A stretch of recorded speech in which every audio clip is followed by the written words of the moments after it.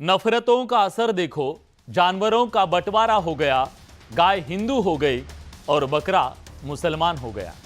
ये पेड़, ये पत्ते, ये शाखें भी परेशान हो जाए अगर परिंदे भी हिंदू और मुसलमान हो जाए। सूखे मेवे भी ये देखकर हैरान हो गए, न जाने कब नारियल हिंदू और खजूर मुसलमान हो गए। मंडळी, या ओळी आठवण्याचं कारण म्हणजे आज आपल्या आजूबाजूला असं काहीच उरलं नाही जे हिंदू आणि मुसलमान झालेलं नाही। गेल्या काही दिवसात राजकीय नेत्यांचे फुटकार ऐकताना वाटत होतं काहीतरी घडणार आहे। अखेर घडलंच। विनाअनुदानित हिंदू मुसलमान शिक्षकांचा मुद्दा मांडून काल तुमचा निरोप घेत असताना बातमी आली। नागपुरात तणावाची ठिणगी पडली। सुरुवातीला वाटलं विझेल काही क्षणात, पण तसं काही झालं नाही। पुढचे काही तास नागपुरातल्या गल्ल्या द्वेषाच्या आगीत जळत होत्या। टीव्हीच्या स्क्रीनवरून द्वेषाची धग देशाच्या कानाकोपऱ्यात पोहोचली। जे घडलं ते अनाकलनीय होतं, कारण देशात आजवर अनेक दंगली पेटल्या, पण नागपूर कधी पेटलं नव्हतं, अगदी बाबरीच्या वेळी सुद्धा। नागपूरला धार्मिक दंगलीचा वारसा इतिहास नाही। शेवटची दंगल झाली त्याला 100 वर्ष झाली, आता ती कुणाला आठवतही नाही। पण सोमवारी एका अफवेनं दंगलीचा नवा इतिहास लिहिला। शहरातल्या महाल भागात हिंसाचार घडला, जाळपोळ झाली, दगडफेक झाली, दुकानं फुटली, गाड्या पेटल्या, जळून राख झाल्या।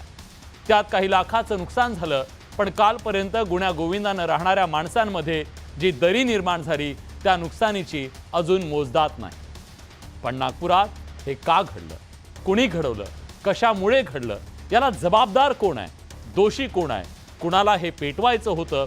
यातून कुणी काय साधलं? असे कितीतरी प्रश्न आज अनुत्तरित आहेत। त्या सगळ्या प्रश्नांची करायची आहे आज चर्चा बडे मुद्देमध्ये। पण आधी हा खास रिपोर्ट।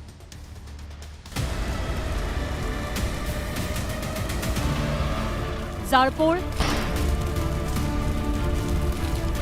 दगडफेक,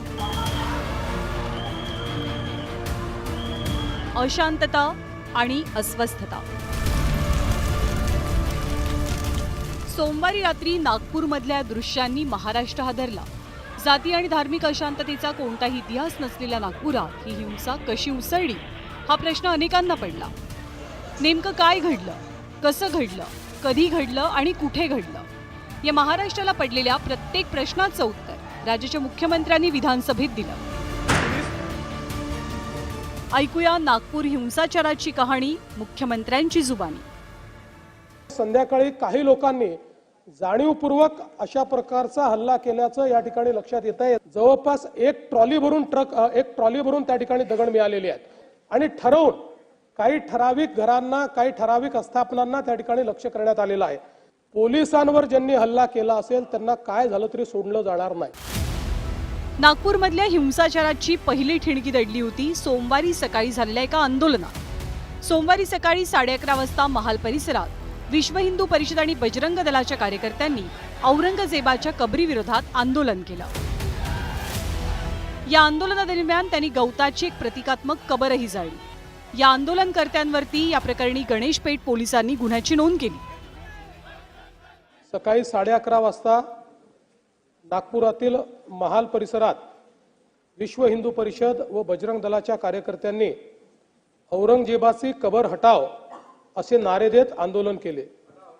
हे आंदोलन करताना त्यांनी गवताच्या पेंड्या असलेली प्रतिकात्मक कबर त्या ठिकाणी जाळली। यानंतर गणेशपेठ पोलिसांनी गुन्हा दाखल केला। दुपारी 3:09 हा गुन्हा दाखल झाला।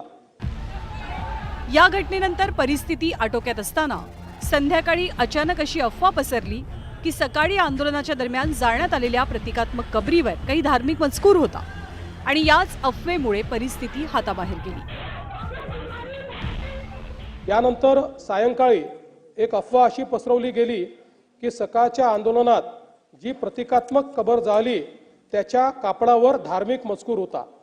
अत्तरोळमधील नमाज आटोपून 200 ते 250 चा जमाव हा त्या ठिकाणी तयार झाला आणि नारे देऊ लागला। याच लोकांनी आग लावून टाकू असे हिंसक बोलणे प्रारंभ केल्याने पोलिसांनी त्या ठिकाणी बळाचा वापर केला।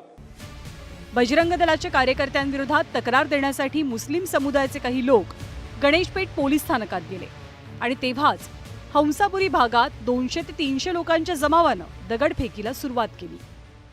यापूर्वी बजरंग दलाच्या कार्यकर्त्यांविरुद्ध तक्रार द्यायची आहे अशी मागणी करण्यात आल्याने त्यांना गणेशपेठ पोलीस ठाण्यामध्ये आमंत्रित करण्यात आलं. त्यांची तक्रार ऐकून घेण्यात आली. एकीकडे पोलिसांची कारवाई सुरू असताना दुसरीकडे हंसापुरी भागामध्ये 200 ते 300 लोक हातात काठ्या घेऊन दगडफेक करू लागले. त्यांच्या तोंडावर फडके बांधले होते. या घटनेत 12 दुचाकींचे नुकसान झाले आहे. या घटनेमध्ये काही लोकांवर घातक शस्त्राने हल्ला करण्यात आलेला आहे.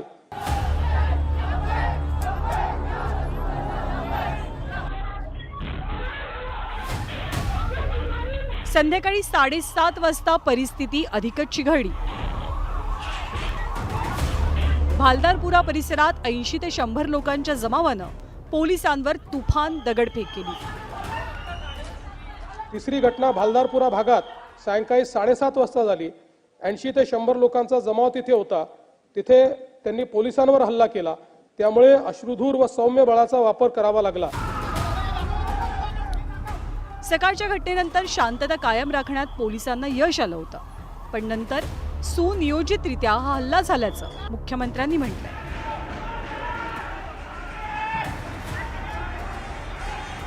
ज्यांनी ज्यांनी कायदा हातात घेतला त्यांच्या चुकीला माफी नसल्याचं मुख्यमंत्र्यांनी ठणकावून सांगितलं. संध्याकाळी काही लोकांनी जाणीवपूर्वक अशा प्रकारचा हल्ला केल्याचं या ठिकाणी लक्षात येत आहे. याचं कारण जवळपास एक ट्रॉली भरून त्या ठिकाणी दगड मिळालेले आहेत आणि काही लोकांनी जमा करून ठेवलेले दगड, वरती जमा करून ठेवलेले दगड हे आपल्याला पाहायला मिळाले. शस्त्र असे देखील मोठ्या प्रमाणात त्या ठिकाणी होते. ते शस्त्र जप्त करण्यात आलेले आहेत. वाहनांची जाळपोळ त्या ठिकाणी झालेली आहे आणि ठरवून काही ठराविक घरांना, काही ठराविक आस्थापनांना त्या ठिकाणी लक्ष करण्यात आलेलं आहे. आणि मी एक गोष्ट स्पष्टपणे सांगतो, पोलिसांवर ज्यांनी हल्ला केला असेल त्यांना काय झालं तरी सोडलं जाणार नाही. पोलिसांवरचा हल्ला सहन केला जाणार नाही. पोलीस शांतता प्रस्थापित करत होते. अशा वेळी पोलिसांवर केलेला हल्ला अतिशय चुकीचा आहे.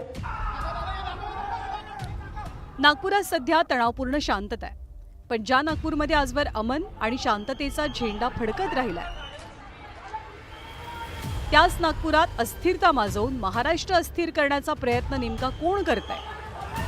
या प्रश्नाचं उत्तर लवकरात लवकर शोधणं गरजेचं बनलंय. Bureau report, news 18 Lokmat. महाराष्ट्राची उपराजधानी असलेल्या